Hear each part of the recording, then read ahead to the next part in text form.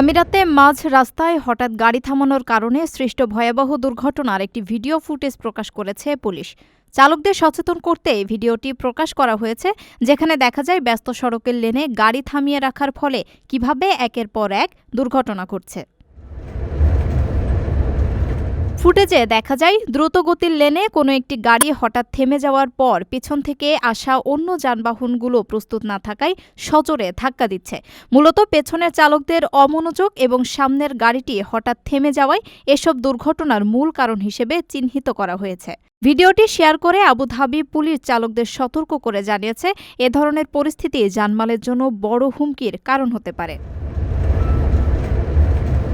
এ পরিস্থিতিতে চালকদের জন্য বিশেষ নির্দেশনা জারি করেছে আবুধাবি পুলিশ কর্তৃপক্ষের পরামর্শ অনুযায়ী গাড়ি চালানোর সময় কোনো যান্ত্রিক ত্রুটি দেখা দিলে বা জরুরি প্রয়োজনে কখনোই ট্রাফিক লেনের মাঝখানে গাড়ি থামানো উচিত নয়।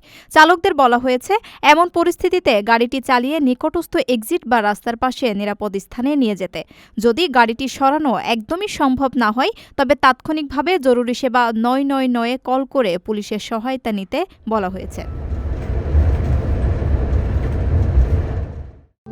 প্রবাসীদের জন্য নির্মাণ হচ্ছে দেশের প্রথম স্মার্ট সিটি, যেখানে থাকছে স্কুল, মসজিদ, হাসপাতাল, সুইমিং পুল, হেলিপ্যাড, পাঠাগার, জিম, সুপারমার্কেট, শিশু পার্ক সহ সকল নাগরিক সুবিধা।